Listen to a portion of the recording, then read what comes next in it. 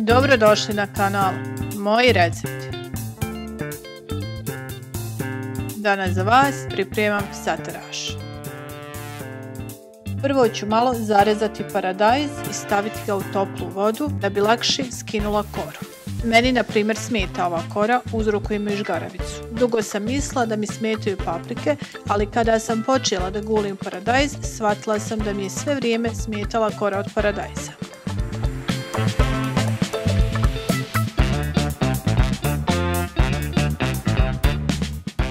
Na maslinovom ulju kratko prepržiti luk, a zatim dodati paradajz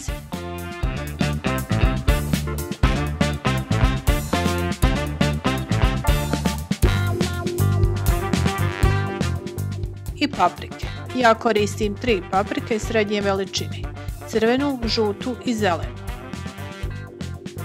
Dodati sol i suhu mješavinu začina.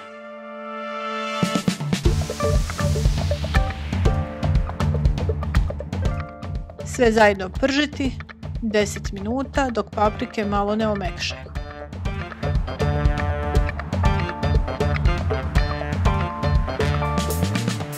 Dodati rižu, promiješati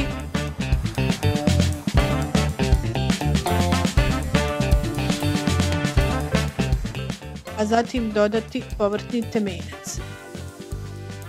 Vrlo je bitno da bude dobar omjer, odnosno da količina riže i količina paprika budu u ravnoteži. Recimo na 3 paprike srednje veličine ja sam dodala 100 grama riže, okruglog zrna. Temeljac dodavati postepeno sve dok se riža ne skuha. Na kraju dodati malo putera.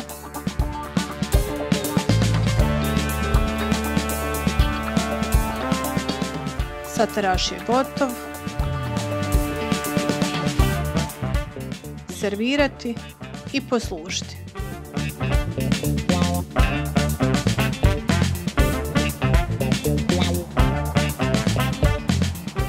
Prijatno.